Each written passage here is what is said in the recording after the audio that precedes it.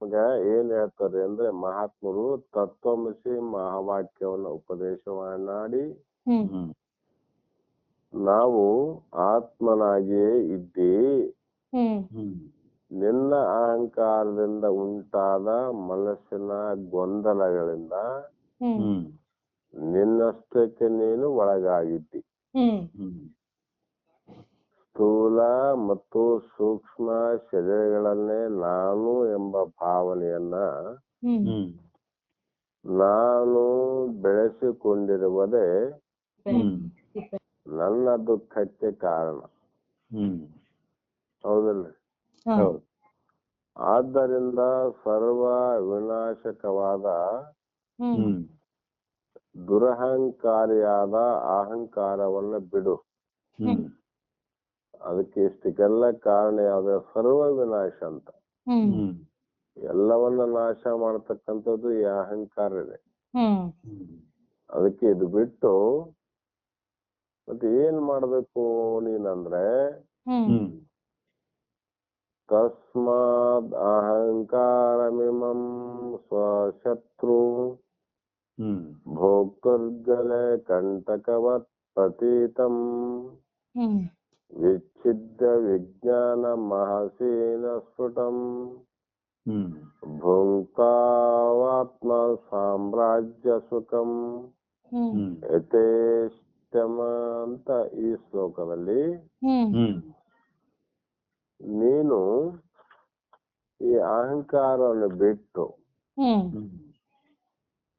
ಏನು ಮಾಡ್ಬೇಕಾಗಿದೆ ಅಂದ್ರೆ ಗಂಟಲೊಳಗೆ ಮುಳ್ಳು ಸಿಕ್ಕಿಕೊಂಡಾಗ ನಮ್ಗೇನಾಗ್ತದ್ರಿ? ಏನಾದರೂ ತಿನ್ನಲಿಕ್ಕೆ ಆತಂಕ ಆಗ್ತದ, ತಿನ್ನಲಿಕ್ಕೆ ಆಗುವುದಿಲ್ಲ.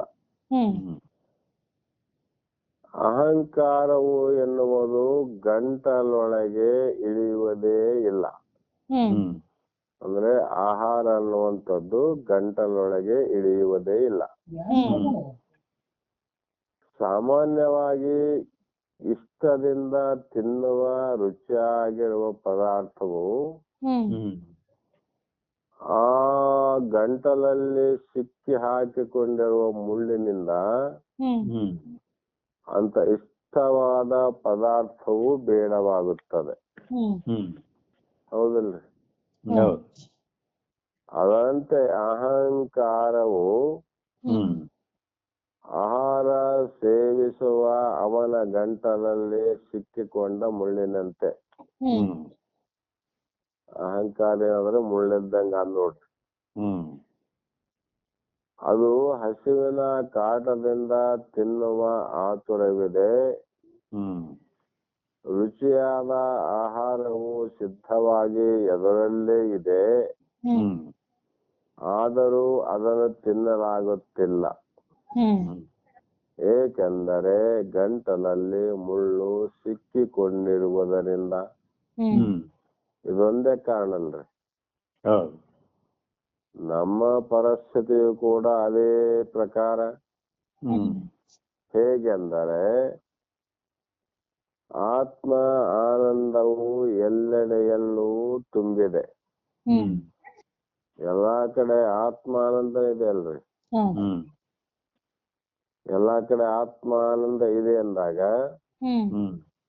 ಸರ್ವ ಜೀವಿಗಳ ನಾಮರೂಪವನ್ನ ಬಿಟ್ಟು ನೋಡಿದಾಗ ಇರುವಂತ ಆನಂದ ಸ್ವರೂಪವಾದ ಆತ್ಮ ಸ್ವರೂಪನೇ ಆದಲ್ರಿ.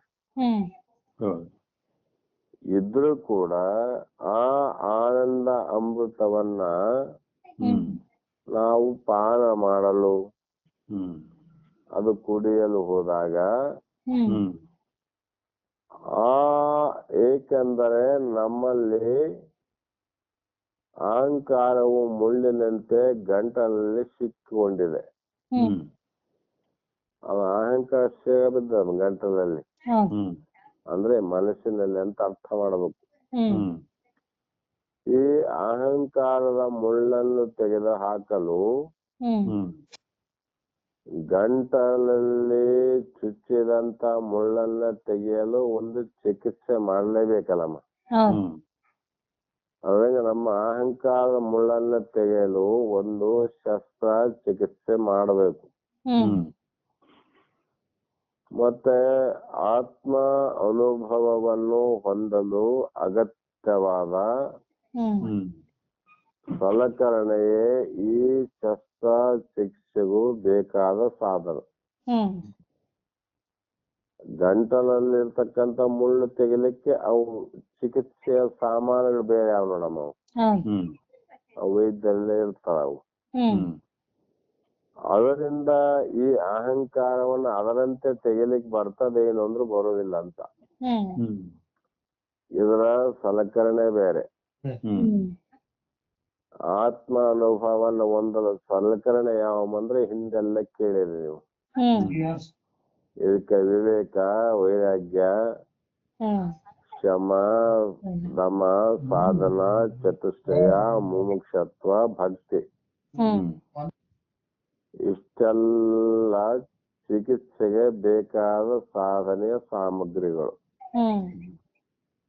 ಅವುಗಳ ಸಹಾಯದಿಂದ ನಮ್ಮ ಅಹಂಕಾರವನ್ನ ಕತ್ತರಿಸಿ ತೆಗೆಯಬೇಕು. ಇದಕ್ಕೆ ಮತ್ತೆ ಶ್ರವಣ, ಮನನ, ನಿಧಿಧ್ಯಾಸ ಅನ್ನುವಂತ ಉತ್ತಮ ಚಿಕಿತ್ಸೆಯನ್ನು ಮಾಡಿ ಈ ಅಹಂಕಾರವನ್ನು ತೆಗೆದು ಹಾಕಬೇಕು. ಯಾವಾಗ ಈ ಅಹಂಕಾರ ನಾಶ ಆಯ್ತು, ಹೊರಗೆ ಹಾಕಕ್ ಬರಂಗಿಲ್ಲ. ಅವು ಹೊರಗಡೆ ನಾಶ ಆಗ್ಬೇಕಷ್ಟೆ. ಆ ಅಹಂಕಾರವು ನಾಶವಾದ ಕೂಡಲೇ ಆತ್ಮ ಸಾಮ್ರಾಜ್ಯವನ್ನ ಆನಂದದಿಂದ ಅನುಭವಿಸಲು ನಮಗೂ ಮತ್ತು ನಿಮಗೂ ಅವಕಾಶ ದೊರಕುತ್ತದೆ.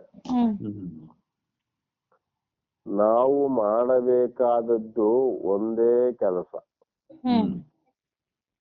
ನಮ್ಮಲ್ಲಿರುವ ಈ ಚಿಕ್ಕ ಅಹಂಕಾರವನ್ನ ಬೇರು ಸಹಿತ ಕಿತ್ತು ಒಗೆಯಬೇಕು.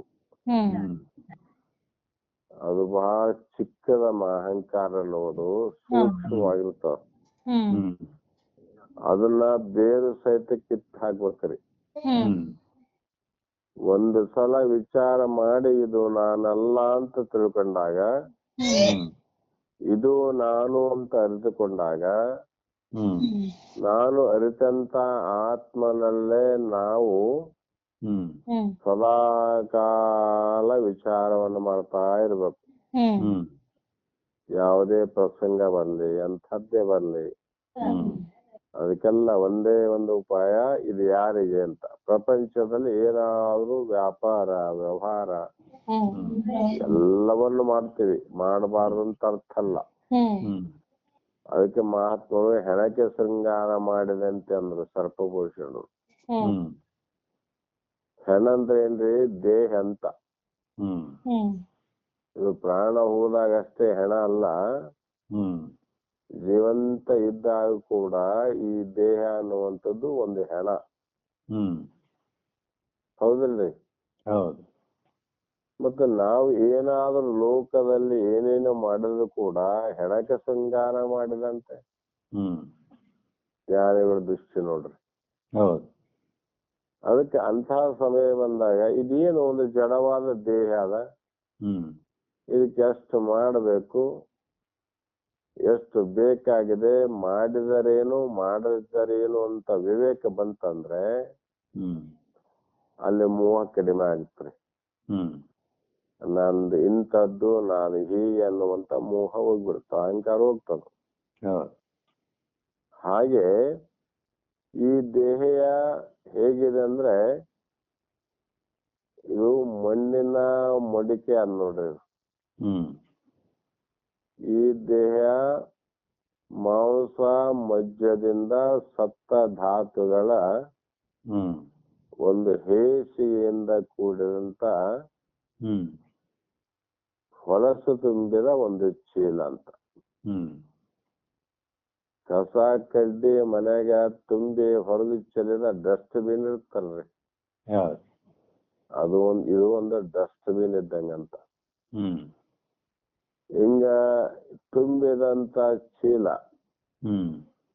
ಎಂಬ ಭಾವನೆಯನ್ನ ನಾವು ವಿಚಾರ ಮಾಡಿ ಆ ಭಾವನೆಯಿಂದ ಈ ದೇಹ ನಾನು ಅನ್ನುವಂಥದ್ದನ್ನ ಕಿತ್ತಿ ಹಾಕ್ಬೇಕಂತ. ಆತ್ಮನಿಂದ ಬೇರ್ಪಡಿಸೋದಲ್ರಿ, ಕಿತ್ತಲಿಕ್ಕೆ ಬರೋದಲ್ಲ. ಭಾವನೆಯಲ್ಲಿ ನಾವು ಇದು ಅಲ್ಲ ಅನ್ನುವಂತ ಭದ್ರತೆ ಬರ್ಬೇಕಷ್ಟ. ಇದು ಯಾವ ಶಾಸ್ತ್ರ ಹೇಳ್ತದಂತ ಅಷ್ಟಕ್ಕಲ್ರಿ, ಇದು ಶಾಸ್ತ್ರಗಳ ವೇದ ಪ್ರಮಾಣ ಸ್ವಾನುಭಾವದಿಂದ ಬಂದಂತ ವಿಚಾರವನ್ನ ನಾವು ನಿಶ್ಚಯ ಮಾಡಿಕೊಳ್ಳಲೇಬೇಕು. ಈಗಿನ ಪರಿಸ್ಥಿತಿಯಲ್ಲಿ ನಮ್ಮ ಎಲ್ಲ ಅನುಭವಗಳಲ್ಲೂ ಗಂಟಲಿನಲ್ಲಿ ಸಿಕ್ಕಿಕೊಂಡಿರೋ ಮುಳ್ಳಿನಂತೆ ನಮ್ಮ ಅಹಂಕಾರವು ತುಂಬಿದೆ ಅಂತ. ನಮ್ಗೇನಾದ್ರು ವಿಚಾರ ಮಾಡ್ರೆ ಎಲ್ಲಾ ಕಡೆ ಒಂದೊಂದು ಮುಳ್ಳು ಚುಚ್ಚಿದಂಗ ಆಗ್ಯಾವ ನಮಗ್. ದೇಹದಲ್ಲಿ ವೇದನೆ, ಇಂದ್ರಿಯಗಳಲ್ಲಿ ವೇದನೆ, ಮನಸ್ಸಿನಲ್ಲಿ ವೇದನೆ, ಬುದ್ಧಿಯಲ್ಲಿ ವೇದನೆ. ಪ್ರತಿಯೊಂದು ಕಾರ್ಯವನ್ನ ಮಾಡಿದ್ರು ಕೂಡ ಬರೇ ಕಷ್ಟದ ಕಾರ್ಯಗಳ ವಿನಃ ಆತ್ಮಾನಂದದ ಆನಂದ ಯಾರಿಗೆ ಆಗಿಲ್ರಿ. ಸಿರಿ ಸಂಪತ್ತು ಸಂಗ್ರಹ ಆಗಿರಬಹುದು, ಆದ್ರೆ ಸಿರಿ ಸಂಪತ್ತಿನಂತೆ ಇದು ಧನ ಅನ್ನುವಂಥದ್ದು ಸಿರಿ ಆನಂದ ಹಂಗಾಗೋದಲ್ಲಲ್ರಿ. ಆನಂದ ಸಂಪತ್ತಿನಿಂದ ಆಗೋದಲ್ರಿ, ಇದು ಸ್ವಾನುಭಾವದಿಂದ ಆಗೋದು, ಶಾಸ್ತ್ರಾನುಭವದಿಂದ ಆಗೋದು. ಹೀಗೆ ನಮ್ಮ ಅಹಂಕಾರವು ತುಂಬಿದ್ದು ನಮಗೆ ಆತ್ಮ ಆನಂದದ ಸವಿಯು ನಮಗೆ ದೊರೆಯದಂತೆ ಮಾಡುತ್ತದೆ. ಈ ಅಹಂಕಾರ ತುಂಬಿರೋದಕ್ಕ ಆನಂದವನ್ನ ಪ್ರಾಪ್ತಿ ಆಗಲಂಗ್ ಮಾಡ್ತದ ನೋಡ್ರಿ. ಆದ್ದರಿಂದಲೇ ಸುಖಾನುಭವವನ್ನ ಕೊಡಬೇಕಾದ ಘಟನೆಗಳು ನಮಗೆ ದುಃಖವನ್ನು ಉಂಟು ಮಾಡುತ್ತೇವೆ ಅಂದ್ರು. ಜಗತ್ತಿಗೆ ಏನಾಗಿದೆ ಈಗ, ಯಾವುದು ಸುಖ ಬೇಕಾಗಿದೆ, ನಿಜ ಸುಖ, ಸುಖದ ಅಪೇಕ್ಷೆ ಅದ, ಸುಖದ ಇಚ್ಛೆ ಅದ. ಆದ್ರೆ ದುಃಖದ ಕಾರ್ಯವನ್ನೇ ಮಾಡ್ಲಿಕ್ಕೆ ಹೋಗ್ತಾರಂದ್ರೆ ಸುಖ ಹೇಗಾದೀತು ಅಂತ ಅವ್ರ ಪ್ರಶ್ನೆ ರೀ. ಈ ಸುಖ ಆಗೋದಿಲ್ಲಿ ಅಂದ್ರೆ ನಿನ್ನ ಸ್ವರೂಪವನ್ನ ಸಾಕ್ಷಾತ್ಕಾರಕೊಂಡು ಮಾಡಿಕೊಂಡಾಗ ನೀನೇ ದೇವನಿದ್ದಿ, ನೀನೇ ಆತ್ಮನಿದ್ದಿ. ನಿನಗೆ ಯಾವುದು ಬೇಕು ಬೇಡ ರಹಿತವಾಗಿ ಸಕಲ ಜೀವಿಗಳ ಅಂತರ್ಮುಖಿಯಾಗಿರ್ತಕ್ಕಂಥ ಪರಮಾತ್ಮ ಸ್ವರೂಪ ನೀನಿದ್ದಿ. ನೀನು ಇಲ್ಲದ ಜಾಗನಿಲ್ಲ ಅಂದ್ಮೇಲೆ ನಿನಗೆ ಇನ್ನೇ ಯಾವುದಾದ್ರೂ ವಸ್ತುವಿನ ಬಯಕೆ ಆಗ್ತದೆ. ಆನಂದ ಸ್ವರೂಪ ಎಲ್ಲಿದೆ, ನಿನ್ನಲ್ಲಿದೆ. ಅದಕ್ಕಾಗಿ ಇಂಥದ್ಕ ಮುಖ ಯಾಕಾಗದಿಲ್ಲ ಅಂದ್ರೆ ಜನಗಳಿಗೆ ಏನ್ ಅನಿಸಿದ್ರಿ ಅಂದ್ರೆ, ನಾನು ನಿನ್ನೆ ಮೊನ್ನೆ ಶಾಸ್ತ್ರದಲ್ಲಿ ಒಂದು ದೃಷ್ಟಾಂತ ಬಂದಿತ್ರಿ. ಮಹಾಭಾರತ ಯುದ್ಧ ನಡೆಯುವಂತ ಅಂತಿಮ ಘಟ್ಟ.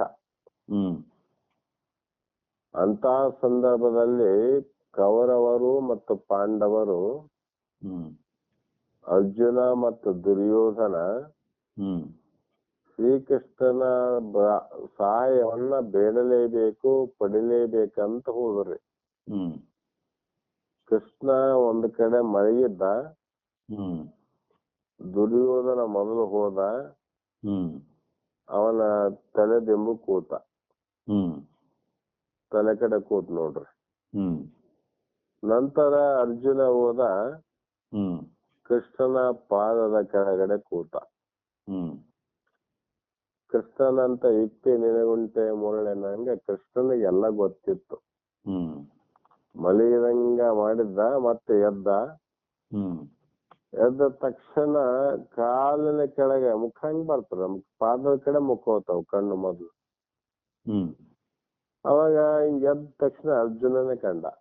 ಹ್ಮ್ ಅರ್ಜುನ ಯಥಾ ಪ್ರಕಾರ ಮಾತಾಡಿಸಿದ ಶ್ರೀಕೃಷ್ಣ, ಯಾವ ಬನ್ನಿ ಅಂತ. ಹ್ಮ್ ದುರ್ಯೋಧನ ಬಂತ ನೋಡ್ರ ಅಹಂಕಾರ.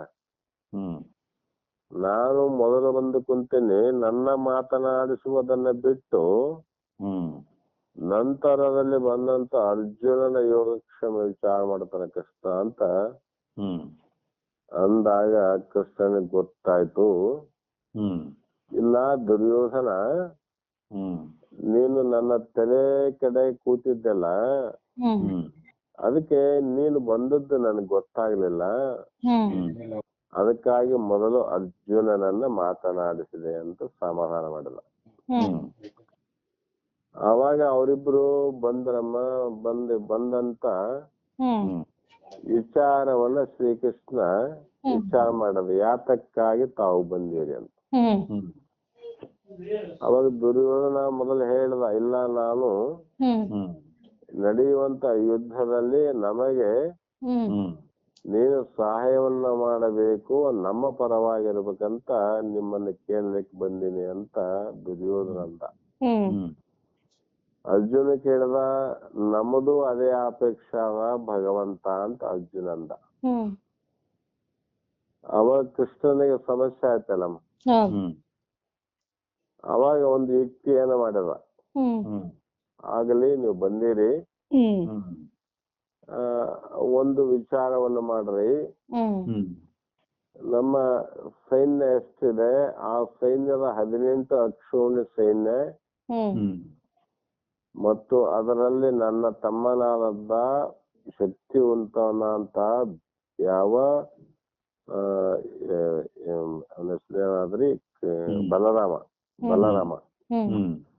ಬಲರಾಮ ಮೊದಲುಗೊಂಡು 18 ಅಕ್ಷೋಣಿ ಸೈನ್ಯ ಮೊದಲು ಮಾಡಿಕೊಂಡು, ಸಾಮಂತ ರಾಜ್ಯರ ಮೊದಲು ಮಾಡಿಕೊಂಡು, ಪೂಜ್ಯರಾದ ಕೃಪಾಚಾರ್ಯ, ದ್ರೋಣಾಚಾರ್ಯ, ಭೀಷ್ಮಾಚಾರ್ಯ ಅನ್ನುವಂತ ಮಹಾನುಭಾವರು ಒಂದು ಭಾಗ,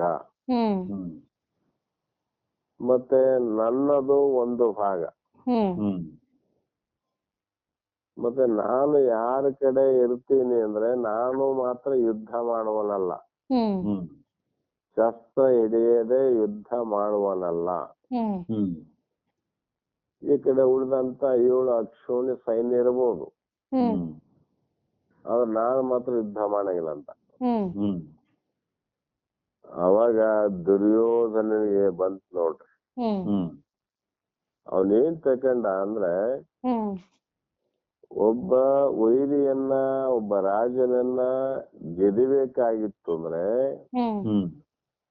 ಬಲಿಷ್ಠವಾದ ಸೈನ್ಯ, ಬಲಿಷ್ಠವಾದ ಯುಕ್ತಿವಂತರು, ಋಷಿ ಮಹೋದರಿಯರು, ರಾಜ ಮಹಾರಾಜರು, ಚತುರಂಗ ಬಲ, ಕುದುರೆಯಾಳು, ಕಾಲಾಳು, ರಥದಾಳು, ಇಷ್ಟೆಲ್ಲವೂ ಎಷ್ಟು ಹೆಚ್ಚಿರ್ತದ ಅಲ್ಲಿ ಜಯ ಹಾಗೆ ಆಗ್ತದ.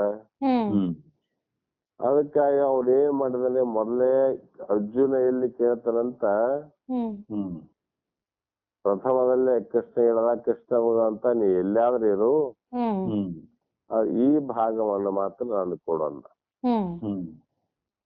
ಕೃಷ್ಣ ಅಂದ, ಆಗ್ಲಿ ತಥಾಸ್ತಂದ್ರು.